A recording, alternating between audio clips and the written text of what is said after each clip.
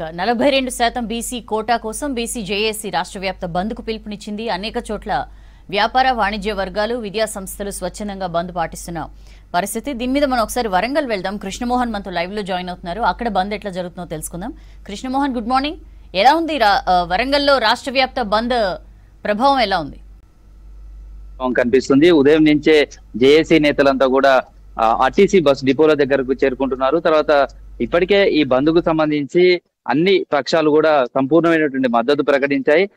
చట్టసభల్లో బీసీలకు ఏదైతే రాష్ట్ర ప్రభుత్వం చెప్తుందో 42% ఖచ్చితంగా రిజర్వేషన్ కల్పించాలి, ఆ వైపుగా సాధన చేయాలనే దానికి సంబంధించి ఇటు బీసీ సంఘాలు కావచ్చు, అదే విధంగా అన్ని రాజకీయ పార్టీలు, ఇటు వ్యాపార సంస్థలు కావచ్చు, వ్యాపారులు కావచ్చు, అన్ని వర్గాలకు సంబంధించిన వాళ్ళు సంపూర్ణ మద్దతు ప్రకటించారు. దీంతో ఉదయం నుంచి కూడా ఆర్టీసీ బస్సులన్నీ కూడా డిపోలకే పరిమితం అయ్యాయి.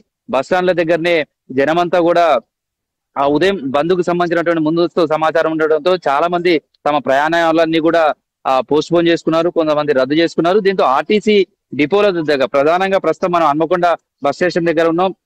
ఇక్కడ చూస్తే ఉదయం 4 గంటలకే జేఏసీ నేతలు కావచ్చు, వివిధ పార్టీలకు సంబంధించినటువంటి నేతలు వాళ్ళంతా కూడా పాల్గొన్నారు. సేమ్ టైంలో ఆర్టీసీకి సంబంధించినటువంటి బీసీ జేఏసీ నేతలు కూడా ఈ కార్యక్రమానికి సంపూర్ణ మద్దతు తెలుపడంతో పాటు ఆర్టీసీ కార్మికులంతా కూడా ఈ బంద్లో స్వచ్ఛందంగా పాల్గొంటున్నారు. దీంతో ఆర్టీసీ బస్సులన్నీ కూడా డిపోలకే పరిమితం అయ్యాయి. ప్రధానంగా చట్టసభల్లో 42% ఖచ్చితంగా బీసీలకు అవకాశం కల్పించాలి, ఆ వైపుగా సాధన చేసేందుకే ఈ ఉద్యమాన్ని చేపట్టాం.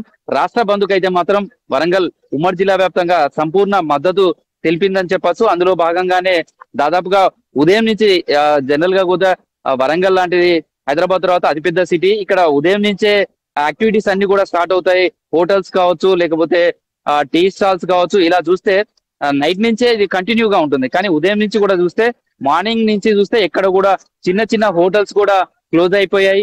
టీ స్టాల్స్ కూడా స్వచ్ఛందంగా బంద్ పెట్టారు. పాన్ షాప్స్ కావచ్చు, తర్వాత ఆర్టీసీకి సంబంధించి కావచ్చు, ఆటోలకు సంబంధించిన కావచ్చు, ఇలా అన్ని వర్గాలు ఈ బంద్కు సంపూర్ణ మద్దతు తెలపడంతో అయితే మొత్తంగా ఈ బంద్ సక్సెస్ఫుల్ గానే ఉదయం నుంచి కూడా స్టార్ట్ అయిందని చెప్పొచ్చు. బంద్ సంబంధించి మాత్రం ఇటు అన్ని పక్షాలకు సంబంధించినటువంటి వాళ్ళు కూడా మద్దతు తెలపడం, ఖచ్చితంగా ఏదైతే బీసీలు కోరుకుంటున్నారో రాజ్యాధికారానికి సంబంధించి కూడా 42% చట్టసభల్లో ఉండాలి.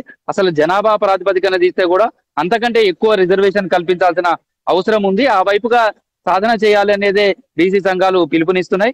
గత 3-4 రోజులుగా దీనికి సంబంధించి అనేక సమావేశాలు నిర్వహించడం, అన్ని వర్గాలను ఈ బంద్కు సంబంధించినటువంటి కార్యక్రమంలో కావచ్చు, లేదా 42% రిజర్వేషన్ సాధనకు సంబంధించినటువంటి అంశాలలో మమేకం చేయడంలోదే సక్సెస్ఫుల్ అయ్యారని చెప్పుకోవచ్చు. సౌజన్య.